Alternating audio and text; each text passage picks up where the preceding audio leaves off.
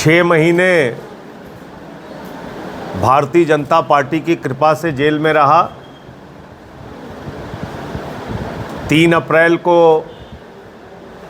Jail से बाहर आया और उसके बाद लगातार इंडिया गठबंधन के दलों के प्रचार के लिए, आम आदमी पार्टी के प्रचार के लिए उत्तर प्रदेश हो, महाराष्ट्र हो, झारखंड हो, पंजाब हो, हरियाणा हो, दिल्ली हो, अलग अलग राज्यों में प्रचार के लिए गया।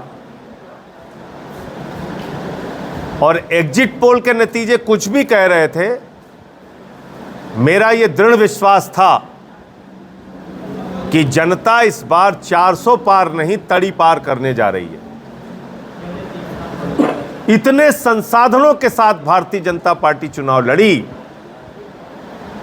पूरा धनबल का संसाधन उनके साथ, इलेक्टोरल बॉन्ड में सारी चीजें खुल के आई। पूरा मीडिया तंत्र का संसाधन उनके साथ, चुनाव आयोग उनके साथ, प्रशासन उनके साथ, CBI, ED, income tax department उनके साथ। तो इतने तंत्र का इस्तेमाल करके भारतीय जनता पार्टी चुनाव लड़ रही थी और 240 सीटों पर सिमट गई। यानी कि जो प्रधानमंत्री जी का 400 पार का दावा था, उससे 160 सीट कम आई और 2019 की तुलना में 303 से 63 सीटें इस बार कम आई। और सबसे ज्यादा मैं धन्यवाद देना चाहता हूं पूरे अपने उत्तर भारत के लोगों को। ठीक है, मध्य प्रदेश और छत्तीसगढ़ में, दिल्ली में अपेक्षा अनुसार परिणाम नहीं आए, लेकिन उत्तर प्रदेश ने गुंडागर्दी का उत्तर दिया, भ्रष्टाचार के खिलाफ उत्तर दिया, महंगाई के खिलाफ उत्तर दिया, बेरोजगारी के खिलाफ उत्तर दिया, अग्निवीर के खिलाफ उत्तर दिया, पेपर लीक के खिलाफ उत्तर दिया, बुलडोजर नीति के खिलाफ उत्तर दिया, पिछड़ा, दलित, अल्पसंख्यकों के साथ भेदभाव का उत्तर दिया। यह उत्तर प्रदेश के लोगों ने जो बड़ा उत्तर दिया, खासतौर से अयोध्या वासियों ने जो उत्तर दिया, यह भारतीय जनता पार्टी के लिए बहुत बड़ा सबक है। और अगर अभी भी वो नहीं सीख पा रहे हैं तो भगवान ही उनको सद्बुद्धि दे सकता है।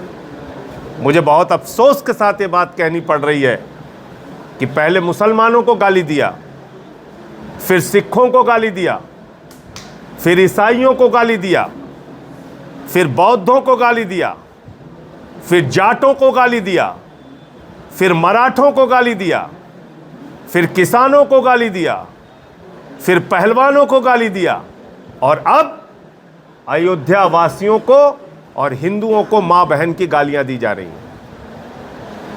ये शर्मनाक काम कर रहे हैं भारतीय जनता पार्टी के लोग। ये आरएसएस का संस्कार है, ये बीजेपी का संस्कार है। अयोध्या में दलित समाज से आने वाले अवधेश प्रसाद पासी चुनाव कैसे जीत गए, आप बर्दाश्त ही नहीं कर पा रहे। आप गालियां दे रहे हैं अयोध्या के लोगों को, मां बहन की गालियां, हिंदुओं को मां बहन की गालियां। इनके यहां से प्रसाद मत खरीदो, इनका बहिष्कार करो। अरे प्रभु श्री राम ने आपको शिक्षा दी है, प्रधानमंत्री जी सीखिए। और शिक्षा क्यों दी? क्योंकि आपके मन में अहंकार हो गया था कि आप भगवान से भी बड़े हैं। बीजेपी वाले गाना गा रहे थे, जो राम को लाए हैं हम उनको लाएंगे। प्रभु श्री राम को ला सकते हैं बीजेपी वाले? भगवान श्री राम सृष्टि के रचयिता हैं, हमारे आराध्य देवता हैं। भगवान श्री राम को कोई भाजपाई नहीं ला सकता, कोई मोदी नहीं ला सकता। भगवान हम सबको लेके आए। कल को बेटा अपने बाप से कहने लगेगा, बापू बापू हम तुमको लेके आए।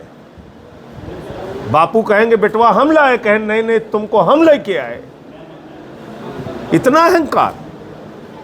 आप कह रहे हैं भगवान जगन्नाथ मोदी जी के भक्त हैं। आपने अयोध्या के अंदर नवीनीकरण विकास के नाम पे वहां के लोगों के सैकड़ों साल पुराने घर ध्वस्त कर दिए, पुरातन मंदिरों का आपने ध्वस्त कर दिया। यह कौन सा विकास है आपका? गरीब का घर उजाड़ के, मंदिरों को तोड़ के। आपके मन में इतना भेद, इतनी दुर्भावना। अखिलेश यादव जी उत्तर प्रदेश के 5 साल मुख्यमंत्री रहे, अपना आवास खाली किया तो गंगा जल से धुलवा रहे हैं आप। कन्नौज में अपनी पत्नी के साथ मंदिर का दर्शन करने चले गए तो मंदिर आप गंगा जल से धुलवा रहे हैं। प्रभु श्री राम के मंदिर का शिलान्यास करते हैं तो श्री रामनाथ कोविंद जी जो तत्कालीन राष्ट्रपति थे उनको नहीं बुलाते। उद्घाटन करते हैं तो श्रीमती द्रौपदी मुर्मू जी जो वर्तमान राष्ट्रपति हैं उनको नहीं बुलाते। क्यों भाई? क्योंकि वो दलित समाज से आती हैं, आदिवासी समाज से आती हैं। तो भारतीय जनता पार्टी के लोगों के मन में दलितों, पिछड़ों, आदिवासियों और अल्पसंख्यकों के प्रति एक दुर्भावना है और नफरत है। 2024 का परिणाम भारत की जनता ने चिल्ला चिल्ला के मोदी जी के कान में कहा है, ना हम पाकिस्तान हैं, ना हम तालिबान हैं, हम हिंदुस्तान हैं और हम मिलके रहना चाहते हैं। विविधता में एकता भारत की विशेषता।